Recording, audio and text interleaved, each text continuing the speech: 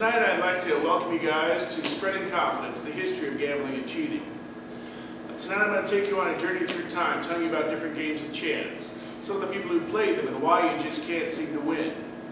Now some of these games you may have heard of before or even played, whereas others have been all but lost to the sands of time.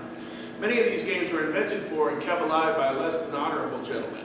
You might refer to these men as scoundrels, con men, grifters, flim-flam men, bunco steers, hustlers, or cheats. These people are my friends. You also may be surprised to find that a word or phrase from a game that you've never heard of before is part of your everyday vocabulary.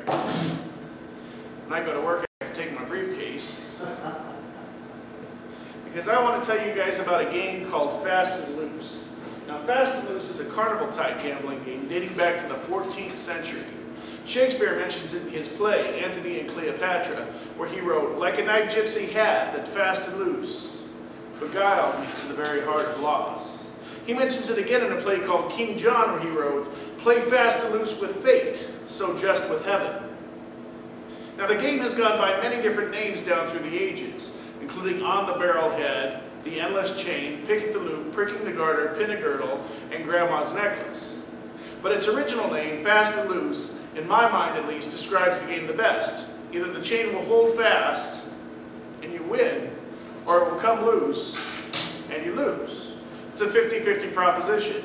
Now to this day, the expression playing fast and loose means to be reckless. So if you guys are feeling reckless, I'd like you to come up, join me at the table here. Now even though the odds are even, I still feel that I have an advantage in the game. You see, through my experience in the game, I'm able to predict the behavior of the players through applied psychology and common patterns of guessing. I have confidence in my ability to make you pick the wrong side, and this is a confidence game. Now, since I don't want to take unfair advantage of you guys, I'm going to give you the chips to bet with. Since there's no way of cashing them in and no real money on the table, the local constabulary shouldn't have a problem with us playing. But before we do it for a chip, why don't you try it once just for fun? Put your finger in either side. That side right there, look at that. Now see there, she won. Give her a big hand, she did very good. Remember what that feels like, because it's the last time it's going to happen. Okay?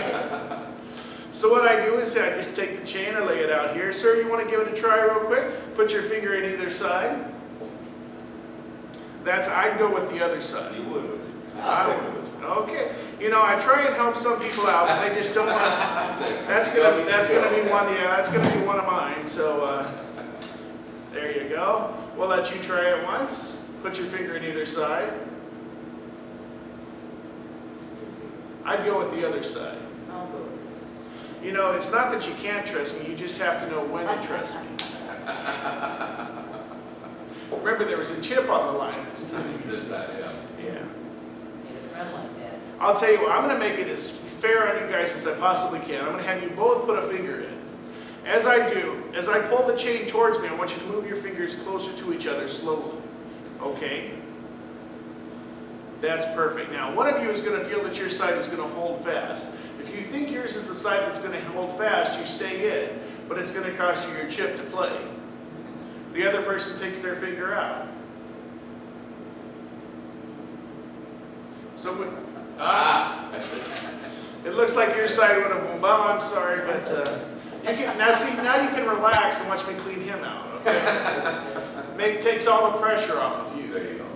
There you go. We're going to lay the chip. Now you only have the one chip left, so I'm going to make this as fair as I possibly can for you. Not only am I going to let you pick either side, but I'm going to let you call it. If you think it's going to hold fast or it's going to come loose. If you call it correctly, you win. So, but only one finger. That's right. I'll see it'll come loose this time. You think it'll come loose on that side, so if that side holds fast, I win. You win. Okay. He thinks I'm trying to use double reverse psychology on him. You know, you sure you don't want to change your mind? I'm relatively sure. You're happy with the mind you have. All right, well, let's see what we've got here. Oh, would you look at that? Well, it's been a pleasure fleecing you. And that is what we call fast and loose. Thank you for coming up and playing my game.